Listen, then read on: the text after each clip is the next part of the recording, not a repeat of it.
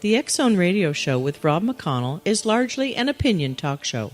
All opinions, comments, or statements of fact expressed by Rob McConnell's guests are strictly their own and are not to be construed as those of the X Zone Radio Show or endorsed in any manner by Rob McConnell, rel-mar McConnell Media Company, the X Zone Broadcast Network, its affiliated networks, stations, employees, or advertisers.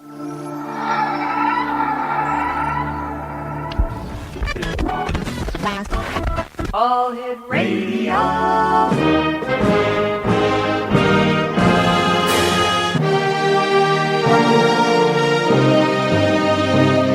Welcome to the X Zone, a place where fact is fiction and fiction is reality.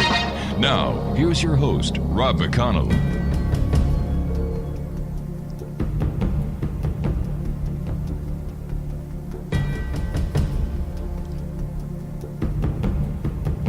Welcome back, everyone. This is the X Zone. I am Rob McConnell, and we're coming to you from our broadcast center in Hamilton, Ontario, Canada, on the X Zone Broadcast Network, Talkstar Radio Network, Mutual Broadcast Network, iHeartRadio. And I'd like to say hello to all our good friends listening to us once again on AM 1600 KOHI in the beautiful state of Washington. If you would like to send us an email, xzone at xzoneradiotv.com, on all social media sites, Xzone Radio TV. And if you'd like to find out all about the great programming we have available for you, 724-365 on the X Zone Broadcast Network, just visit www.xzbn.net. Speaking about the X Zone Broadcast Network, my guest this hour is Gwilda Wiyaka. She is the host of The Science of Magic.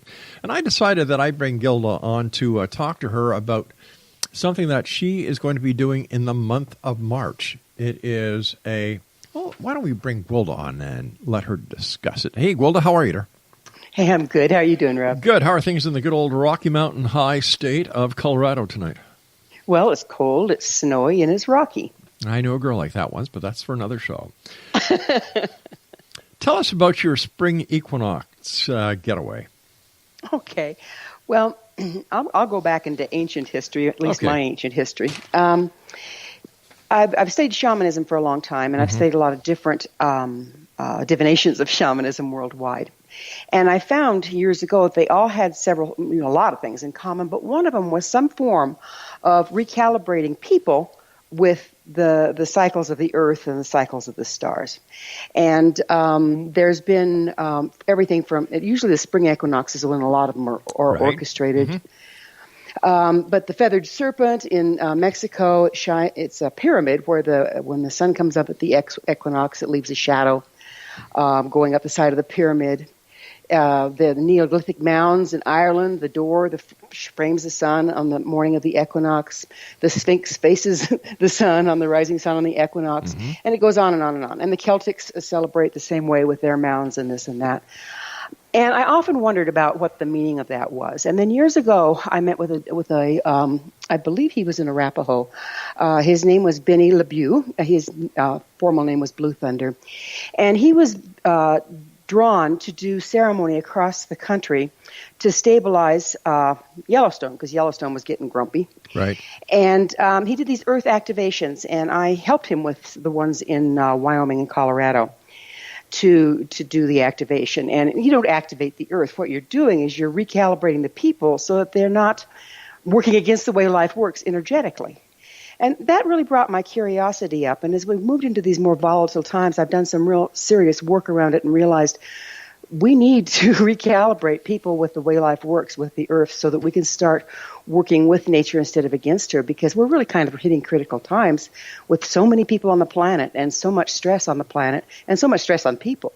So I was driven to create these ceremonies, and these are based on the tried and true principles found in all shamanic practices, but it's living ceremony for today, whereby I teach people how to do what we call the medicine wheel ceremony. In other words, there's a ceremony you use to recalibrate yourself, your family, with the way the planet works. And that really is a lot of personal empowerment can come from that. But also, every time anyone does it, wherever they are, they're rebalancing the planet kind of like setting up a grid, if you will, an energetic grid, whereby things can come into back into balance. And it's like putting up a radio station.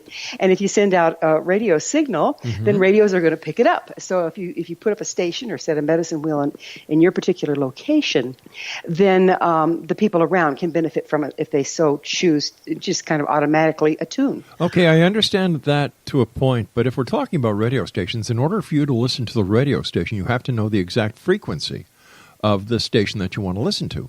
How does the Earth attune itself, or how do humans attune themselves to the exact frequency that's required? Okay, well, the surface of the planet usually runs about 7.5 hertz, okay? But it varies a little bit. The frequency that we're talking about is the one that's coming in through the North Pole and out through the South. Every place the Earth's the Earth's electromagnetic field crosses that of the Sun, the frequency that the Sun's heliosphere is bumping into now is being fed to the Earth. And purportedly, we're in a higher frequency part of the galaxy, and that's why we're seeing all this higher frequency things going on. In other words, we say, well, there's global warming, but all the other planets in the solar system are warming as well. So we're definitely going into a higher frequency time. There's a lot of scientific evidence of this as well. What's the scientific evidence about the other planets warming up as well? I haven't heard of that before. Yeah, let me see. I'm trying to think of the scientist that spoke of this. He's also the one he was a Russian scientist, or is a Russian scientist, and he's the one that's done studies on the excitation of the plasma on the leading edge of the Sun's heliosphere that then feeds into the Sun, and through that feeds into the interplanetary space. Interesting. And he's the one that's done the most research on it, and he said that, yes, the entire solar system is being affected, not just the Earth. Now, the Earth more so probably, because we've got all the global warming things going on from the fossil fuels.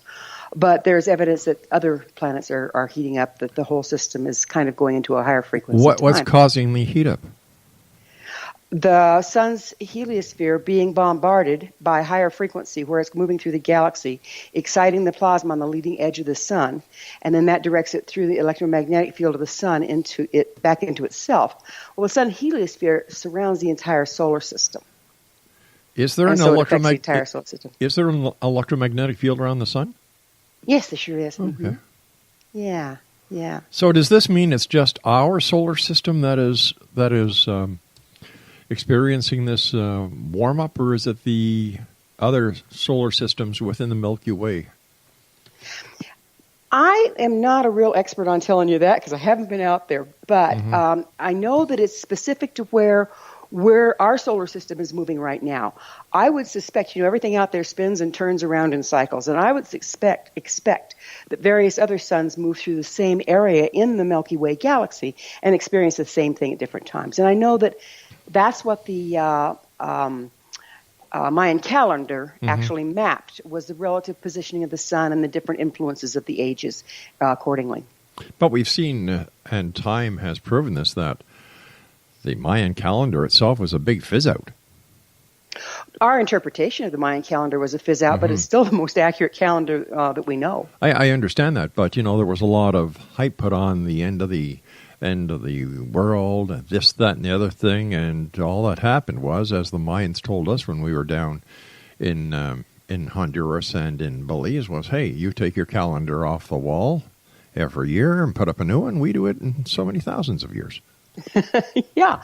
Well, yeah, and I'm with you. I was never one thinking there was going to be an end of the earth or the end of the time, but it was the end of an era, just like removing the calendar from the wall in 2017 and putting up a new one in 2018.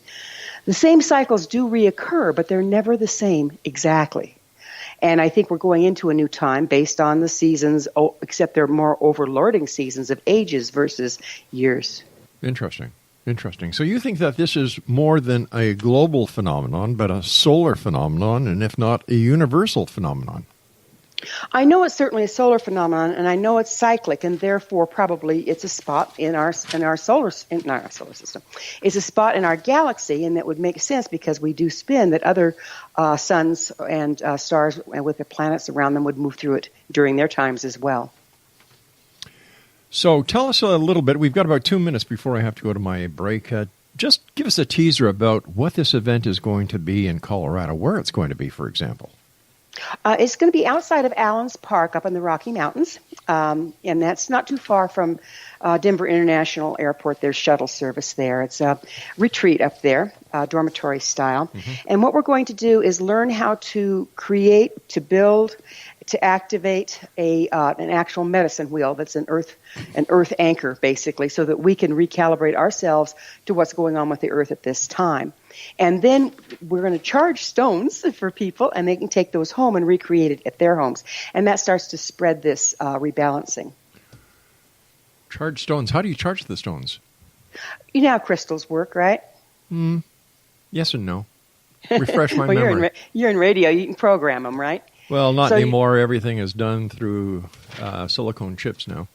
Yeah, I know. I'm giving my age away, right? So basically, once you've set the medicine wheel to the directions, mm-hmm. each direction holds a particular frequency. Now, you use a magnetic compass to find north, right. All right? But then the other ones are set to their south, east, and west, are set to their directions. Then you place, you clear a crystal, and you place them each on each of the directions for the person to then take home, so that they're calibrated to that medicine wheel and they can reset it at their home. Most of the work, though, is done with intent and ceremony. Gotcha. All right, stand by, Gwilda. You and I have to take our first break. X Zone Nation, Gwilda Wiyaka is our special guest this hour. www.thescienceofmagic.com and www.findyourpathhome.com. The X Zone, a place where people dare to believe and dare to be heard. We'll be back on the other side of these commercial breaks in 3 minutes. So for whatever you do, do not go away. I'll be right back.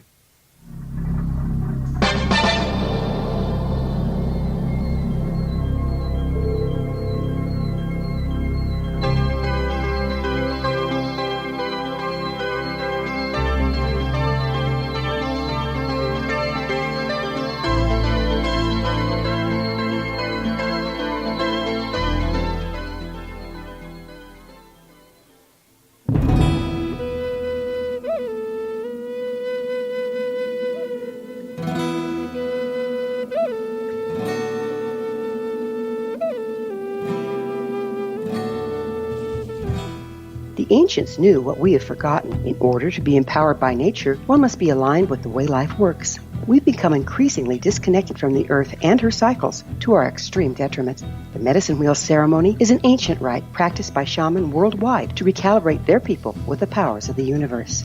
Join me, Gwilda Wiyaka, at the Galactic Shamanism Retreat this spring equinox, March 18th through the 22nd, in the beautiful Colorado Mountains.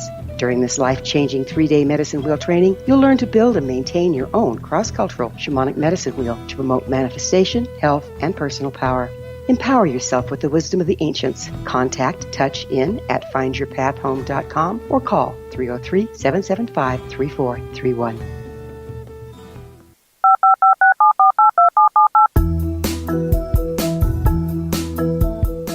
Did you know that when you're on the road with limited data or Wi-Fi, you can still listen to the X Zone radio show with Rob McConnell, The Science of Magic with Gwilda Wiyaka, X-1, Dimension X, Space Patrol, and every minute of the X Zone broadcast network by calling 213-401-0080, courtesy of Audio Now.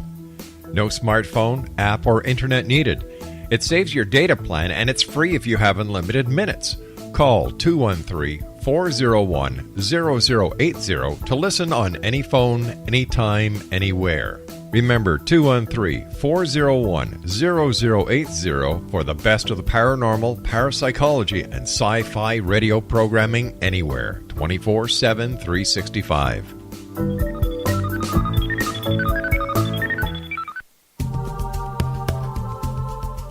If you enjoy reading a good mystery with a touch of the paranormal, then you'll love From Out of the Woodwork by William S. Peckham. Sean Kennedy, a Toronto contractor, buys derelict houses, guts them, and turns them into multi-family dwellings. When Sean buys 29 Livery Lane, a century house in ruins, and starts the renovation, the house fights back. He is visited by ghosts of owners past. His visions are triggered by touching an oak mantle, reading a faded letter, opening an old locket, or opening a brand new casket in the basement. These visions will take you on a trip across southern Ontario from Niagara Falls to Toronto to Kingston. From Out of the Woodwork is now available in paperback and on your favorite electronic reader. To order your copy of From Out of the Woodwork, go to www.williamspeckham.com. That's www.williamspeckham.com.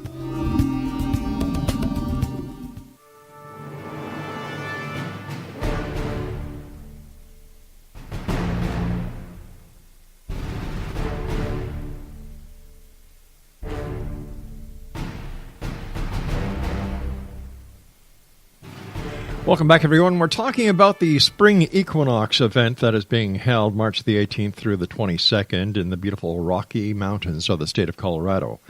You can join Gwilda Wiyaka, who is the host of the Science of Magic here on the X Zone Broadcast Network. And first of all, Gwilda, welcome to the X Zone. You know, you and I are old friends from way back when. And I thought this would be the perfect opportunity for you to tell our listeners on this side of the radio dial about your event that you're holding on March the 18th through the 22nd.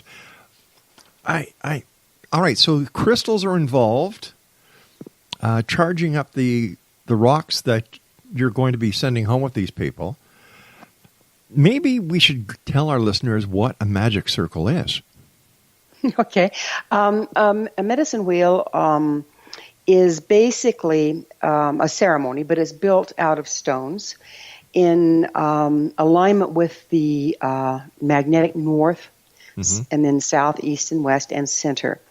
And all traditions work with one form or another of the medicine wheel. They call it casting a circle in a lot of traditions. Even if you look at the Celtic cross, you know, the Catholic cross, it has a cross with a circle around it. It's the same thing. It's a medicine wheel. And basically, in ancient times, it was a way for people to orient themselves with the electromagnetic field of the planet. Because we have an electromagnetic field around us in the shape of a torus. The planet has an electromagnetic field around it. And if we are conscious to realign ourselves with the electromagnetic field of the planet, we're supported by the electromagnetic field of the planet. And if we start to wobble, get off balance, like, gosh, most of us are never outside anymore. And we have artificial light and everything else. And so we really lose connection. And our lives are no longer supported. Oh, okay. But what is the origin of the magic wheel? Where does it come from? That's a real mystery. There's a big one up at the Bighorn Medicine Wheel, and it's in Wyoming, and it's now called the Medicine Mountain National Historic Landmark. But no indigenous people have publicly claimed having built the thing. During negotiations to include the Bighorn Medicine Wheel into the registry for the Natural Historic Landmark and Sacred Sites, the Crow stated that the wheel was already present when they came into the area. And so oral history from several indigenous nations set the Bighorn Medicine Wheel as already existing, having been built by what they called ancient ancestors or people without iron. And that's the case in a lot of these. They are sold. You see some of them that are, dated back 40, 50,000 years as near as they can tell. But because they're built with natural stone on the ground, all they can do is hope for some debris under the stone that they can carbon date. Do we know, was the medicine wheel, does it originate in North America? Does it originate in Europe? Do we have any idea? They're found all over, including in Australia. So some form or another of these structures designed to orient people with the planet are found all over. Even the Sphinx is considered to be one to a certain extent because it's built to face the sunrise on the spring equinox. Well, wasn't everything built way back when to face the sunrise? No, not everything, but certainly sacred geometry and Earth electromagnetics was considered in the structure of all the sacred sites on the planet just as far back as recorded history. Even teepees were set with the doors facing east in most traditions. When you say most traditions, are you talking about the ways of the Native American and Native Canadian tribes? Yes. Okay. The first tribes in Canada and the Native Americans here. Now, not all of them used teepees, but those that did, most of them had the door facing the east with the sunrise. I remember doing a paper on Celtic crosses years ago. And if my memory serves me correct, I was led to believe that the circle in the Celtic cross signified the halo of Christ. Yes, it does. And you'll see that same shape is in a lot of the icons of Christ as well. But if you think about it, he was empowered by nature, by life. So it would stand to reason that his halo would be like the earth halo, like the sun halo. But how can you say he was empowered by life when Christians, Catholics, believe that he was empowered by God? To me, that's the same thing. How did you reach that conclusion? Well, I think it's from studying so many different religions and so many different shamanic traditions and coming to the realization that I believe in one absolutely overlording power that is the composite of everything. I don't necessarily, it's kind of limiting to see it as somebody in the sky with a beard throwing lightning bolts. So when I see halos and auras and this sort of thing in drawings, right, I see that to represent the alignment, the attunement that this person had with all that is. So basically we're talking about interpretation. Yeah. Oh, okay. All right, that makes a lot of sense. I was reading some of the material that you have on your website, findyourpathhome.com, as well as on thescienceofmagic.com, and something grabbed my attention. I'm just trying to find it here. Something about totems. What are totems? Are they like the totem poles that we're all familiar with? No, totem poles are stacks of totems. Oh, I see. How do you stack your totems? Very carefully. Very carefully.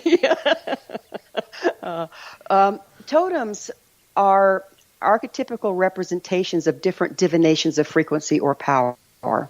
Now, that's a scientific way of stating it. But basically, on a simplistic level, we say, oh, I've got a totem. It's an animal, or there's Zeus is my helping spirit. But really, when you want to get down to it, what shamanism is frequency mastery. And when you have a frequency imbalance, the shamanic practitioner is to bring in the counterbalance.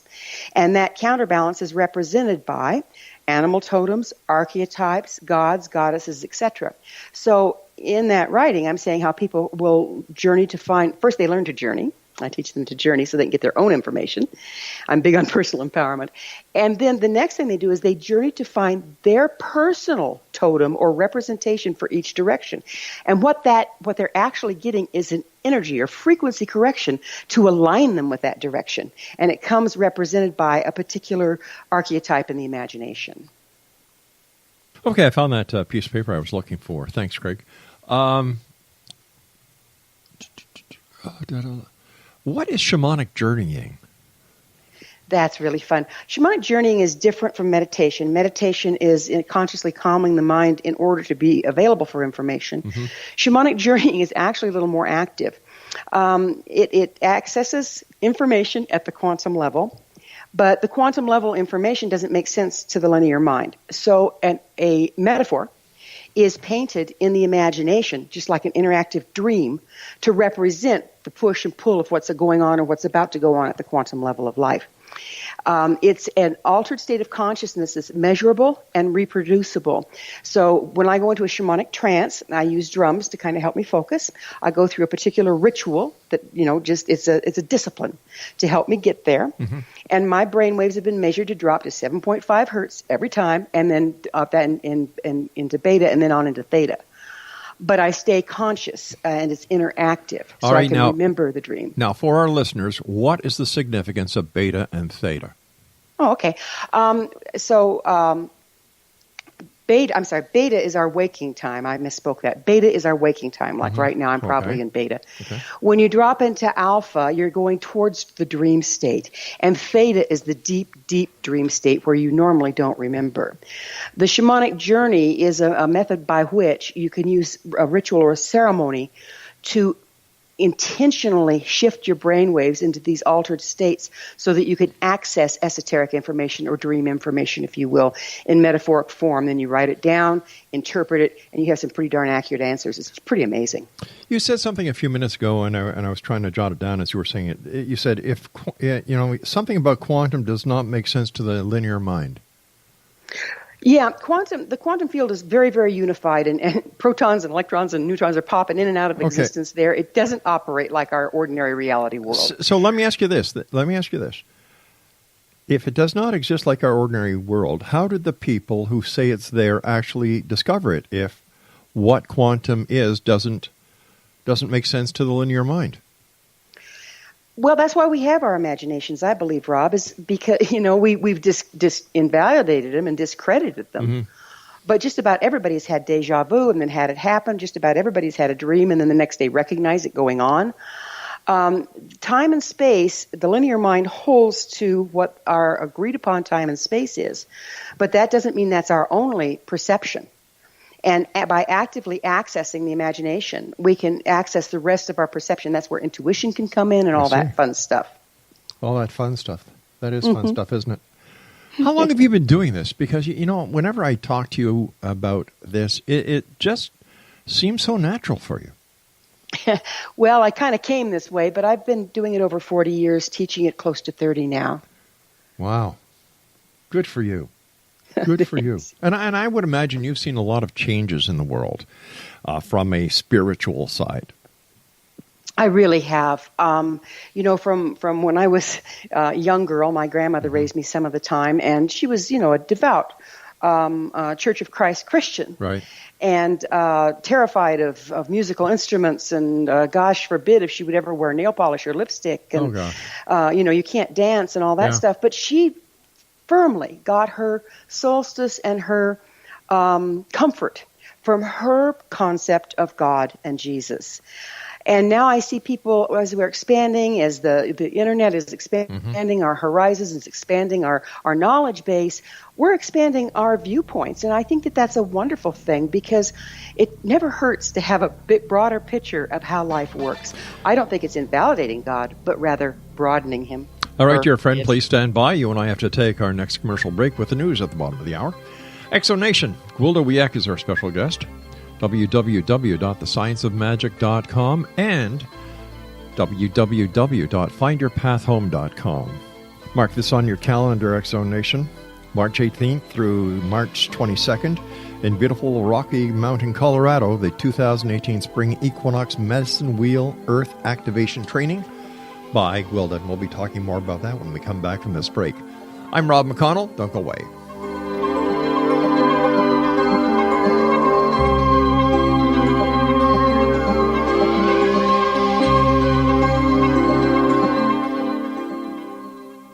The new nonfiction book, Razor of Madness, is similar to cult movies like Clockwork Orange, Dragon's Tattoo, or The Other Side of Hell. Wayne Morin Jr. and Thomas Lee Howe will expose widespread and systematic deficiencies in this thought-provoking tell-all novel. Mind control rages among scholars in law schools. Human rights are ignored while thought reform and mental manipulation are accepted practices used as behavior modification. Dr. Louis Jolyon West comes to mind. Media and public scrutiny shows that United States mental hospitals are in fact destructive murder industries.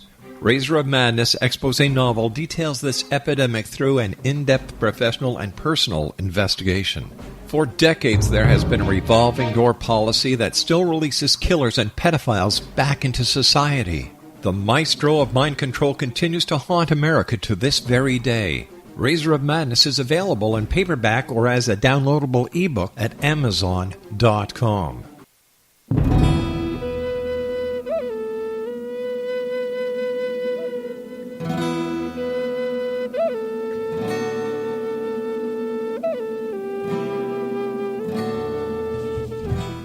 The ancients knew what we have forgotten. In order to be empowered by nature, one must be aligned with the way life works. We've become increasingly disconnected from the earth and her cycles, to our extreme detriment. The medicine wheel ceremony is an ancient rite practiced by shamans worldwide to recalibrate their people with the powers of the universe. Join me, Gwilda Wiyaka, at the Galactic Shamanism Retreat this spring equinox, March 18th through the 22nd, in the beautiful Colorado Mountains. During this life-changing 3-day medicine wheel training, you'll learn to build and maintain your own cross-cultural shamanic medicine wheel to promote manifestation, health, and personal power. Empower yourself with the wisdom of the ancients. Contact Touch In at findyourpathhome.com or call 303-775-3431. Rob McConnell here, presenting an overview for Nicholas Paul Jennings, author of a fascinating book, Amen. It presents facts revealed by Egyptologists, facts that enable us to understand why Amen is the beginning of creation of God. It provides recommendations for religious leaders of the major religions to unify their beliefs and teach the Word of God. Love one another. Amen informs people how mankind conceived God.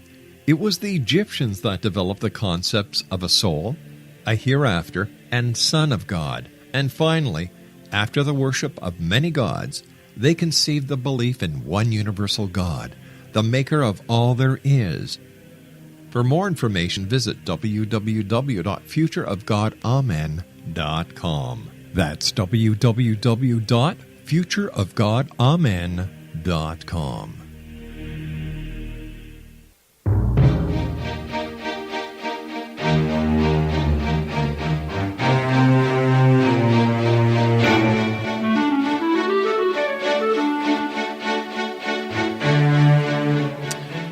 And welcome back, everyone. This is the X-Zone. I am Rob McConnell, coming to you from our broadcast center in Hamilton, Ontario, Canada. Don't forget, if you'd like to find out what's available on the X-Zone Broadcast Network, 24/7, 365, visit us online at www.xzbn.net, and you can get the latest edition of the X Chronicles newspaper with our compliments at www.xchroniclesnewspaper.com. Gwilda Wiyaka is our special guest for this hour. She is the hostess with the mostest. She's the lady behind the microphone during the Science of Magic that is aired Monday through Sunday right here on the X-Zone Broadcast Network. Just go to our broadcast schedule. That's at xzbn.net. Find out when Gwilda will be able to be heard on xzbn.net. During the information read that I did, there's a lot of traveling and journeying that you're going to be taking your group on between March the 18th and 22nd. There's shamanic journeying. You're going to take them to the shamanic realm, rediscovering the healing journey, and that's only 3. Don't you get tired of all this traveling? Well, of course, it's traveling in non-ordinary reality. Your body stays put for the most part. However, yes, it can be tiring because you're coming in and out of different states of consciousness. So I'm a good girl. I restrict myself to giving my people 3 journey assignments a day. But it's really fun. It's fun to share. It's fun to compare notes. It's fun to see how similar the information is that comes back. How would you describe the journey process to somebody who's just listening to us now for the first time anywhere between here and Australia and anywhere else in the world the show is heard, that you are going to be taking them on a journey, not a physical journey, but a spiritual journey? Yes, that's a good way of putting it. It's a journey of consciousness. And so basically, you know how you go to sleep and you dream. Yep. You come back and you've had some adventures, and if you're sharp enough to write it down, you can look back at it and go, wow, I was processing this, or that happened later on, or whatever. Well, this is an organized set of rituals that helps you access that information at will. And so what it looks like is we put on headsets or I drum, just depending on which way we're trying to do it. I train people both ways so they can go home and use their headsets with drumming in the CD or an MP3. And then there's a procedure that you follow that I teach.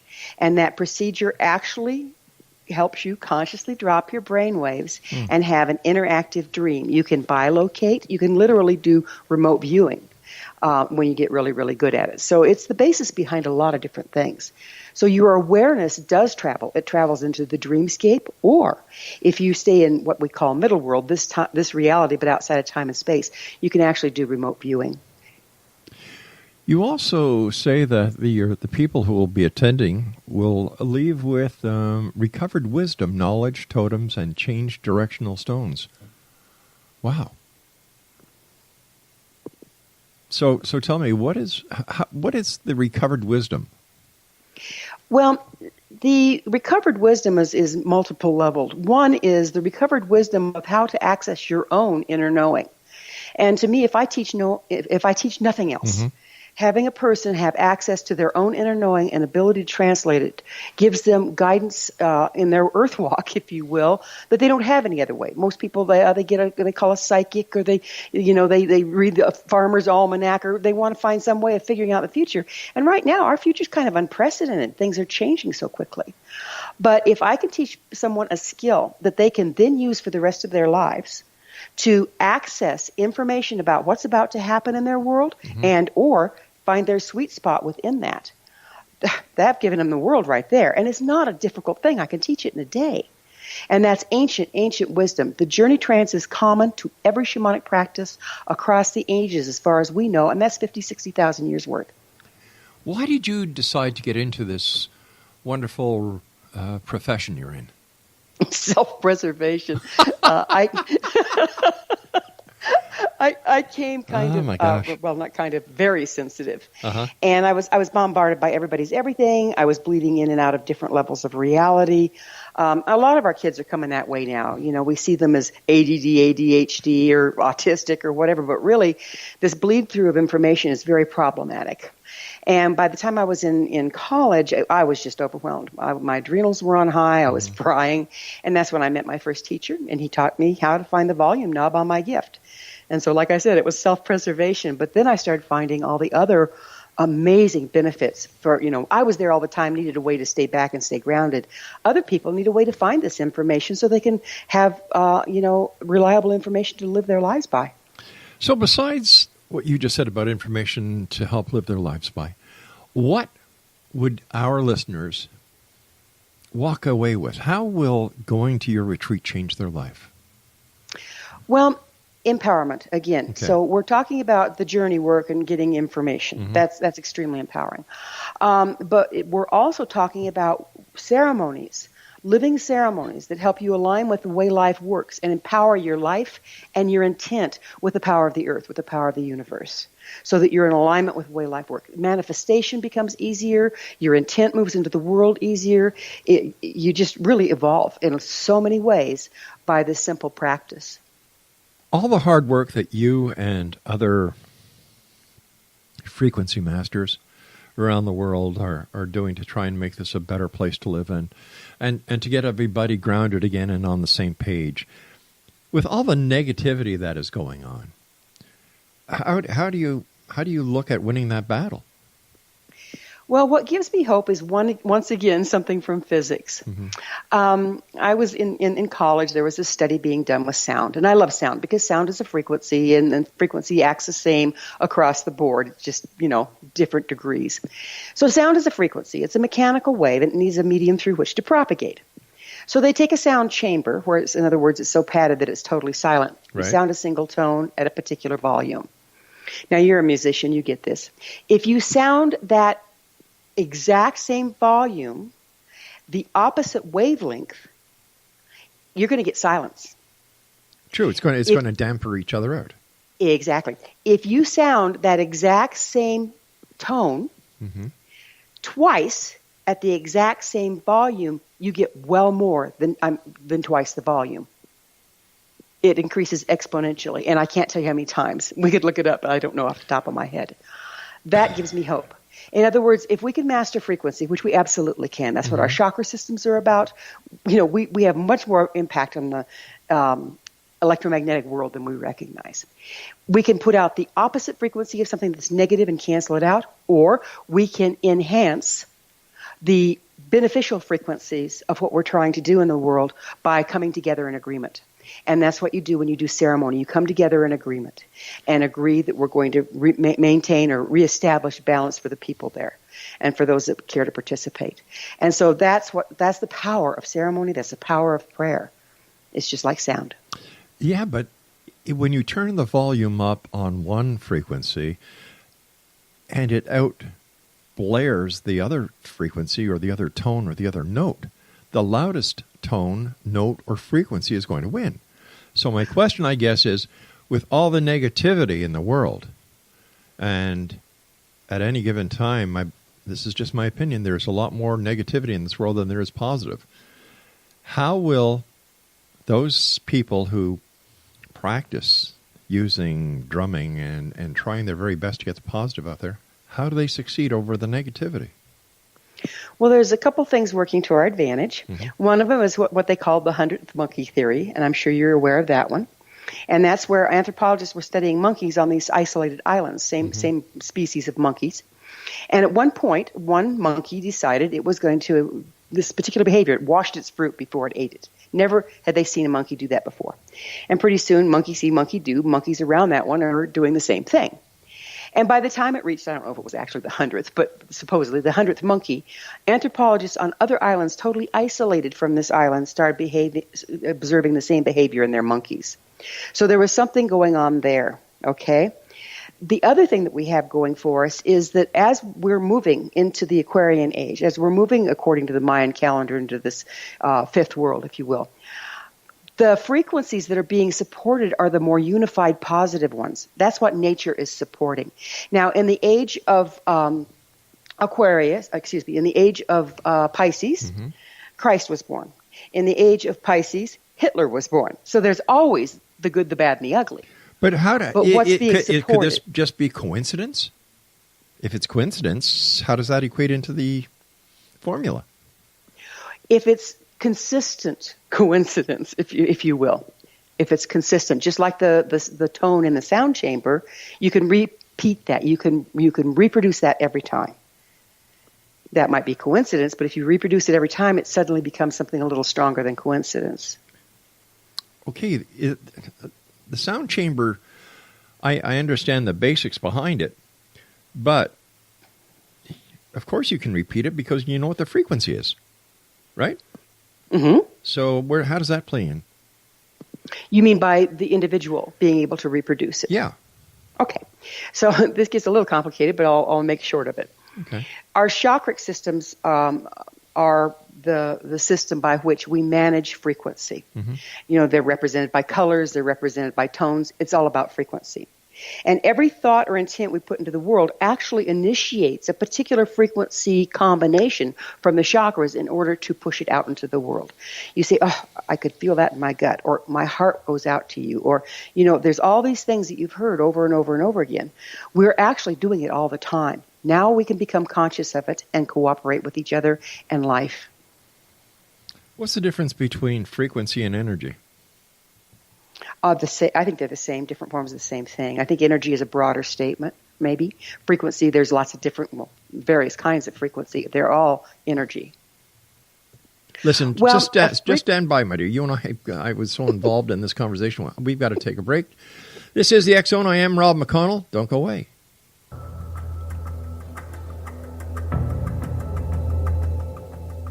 Modern Esoteric, Beyond Our Senses by Brad Olson, consummates the lifeology story about where humanity originates. It is the lost continents, the primitive wisdom, the mythos of creation, and the rethinking of ancient history as we are taught in academia. There is much more to the story than what we have been told. As this is the first book in the Esoteric series, Modern Esoteric starts at the beginning of time and accelerates up to this modern age. Future Esoteric is book 2 in the series and takes a forward-looking position ahead of today with an open and honest examination of the ET issue and various unexplained phenomena. To discover the writings of author Brad Olson, visit www.bradolson.com. That's www.bradolson.com.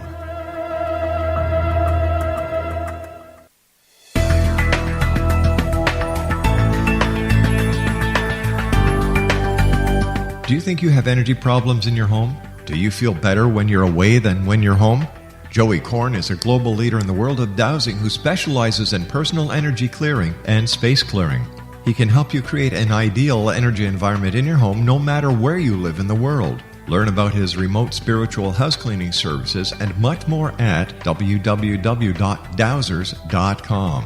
You can get Joey's book, Dowsing, A Path to Enlightenment, as well as other dowsing books and tools, Kabbalah books, and Walter Russell books. Joey's work is really amazing. Go to dowsers.com right now. That's DOWSERS.com or call 1-877-DOWSING. That's 1-877-369-7464.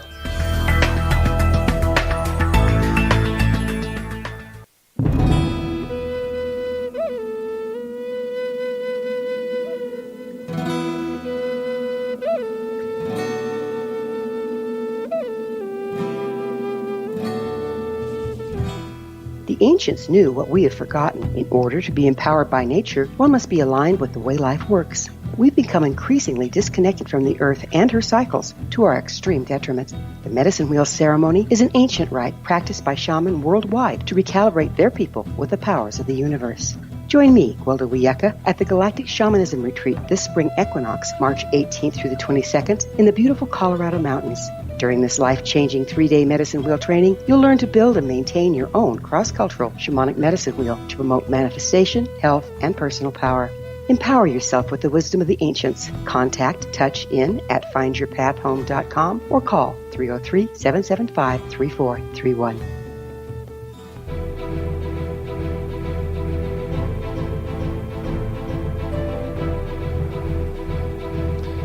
And welcome back, everyone. This is the final segment of this hour, and our guest is the one and only Gwilda Wiyaka. She is the hostess of the show that so many people write us about here at the X Zone Broadcast Network, how much they love Gwilda and her show and the great guests she brings on.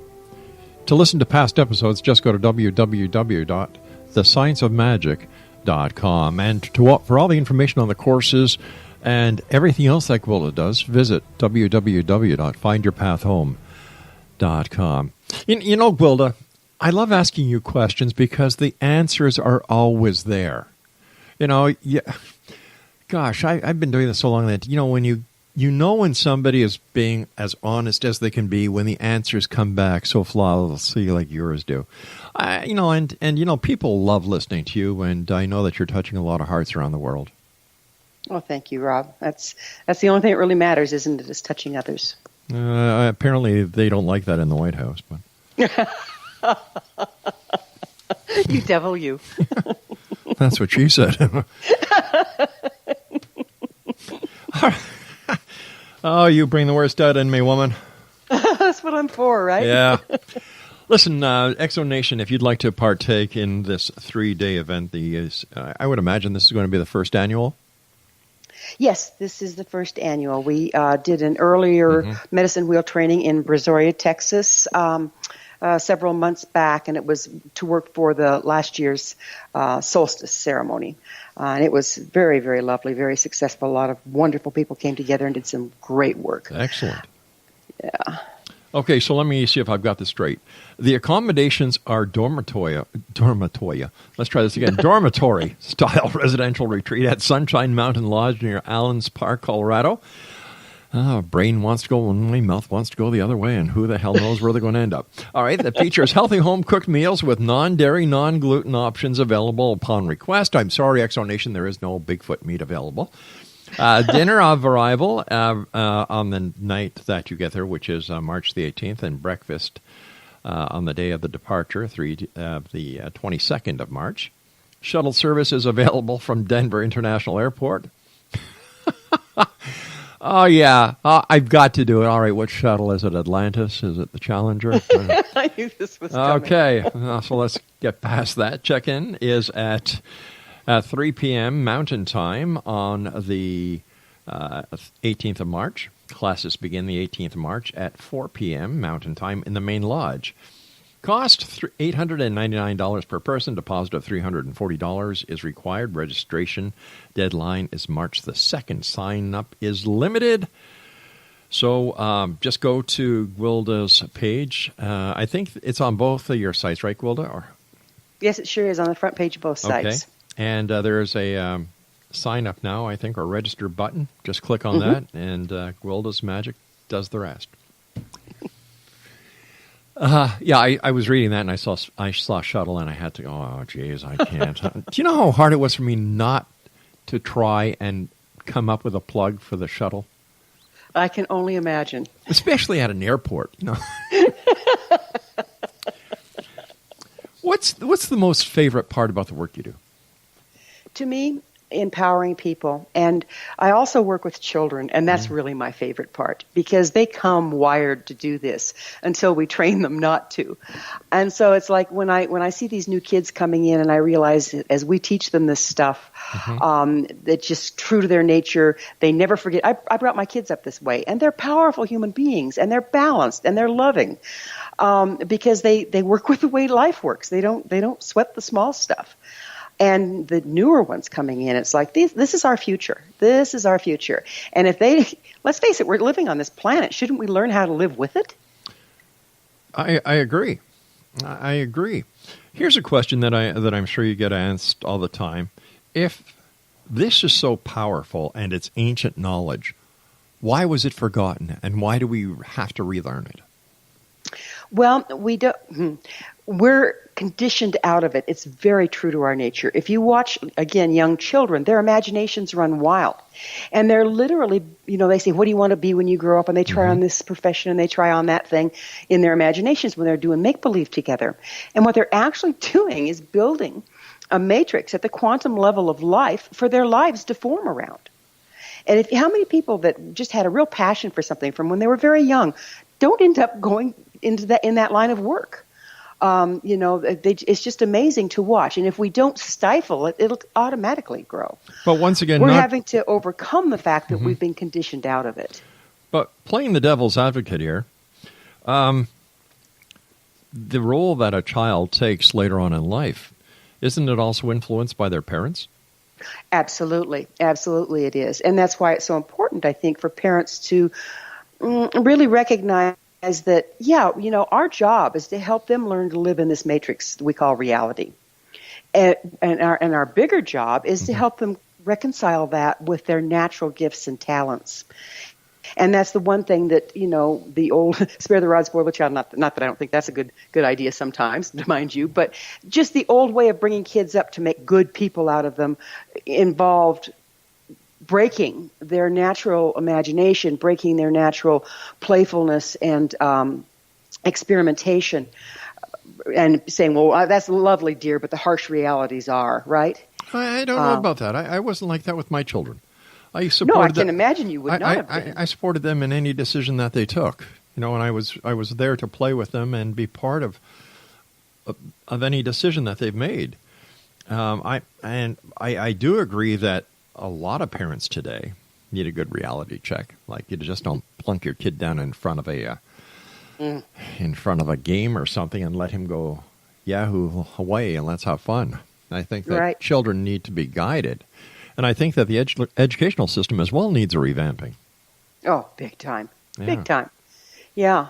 So it's a dance. It's a dance. And the needs of our children today, the needs of our planet today is much different than it has been historically, and yet those ancient skills can aid us in making that transition, I believe. All right, so people are going to go and meet with you and do this wonderful spring equinox. Why did you choose the spring equinox, not the summer, the fall, or winter? Oh, okay. Well, actually, I've been drawn to do the spring equinox, the summer solstice, the fall equinox, and the winter solstice.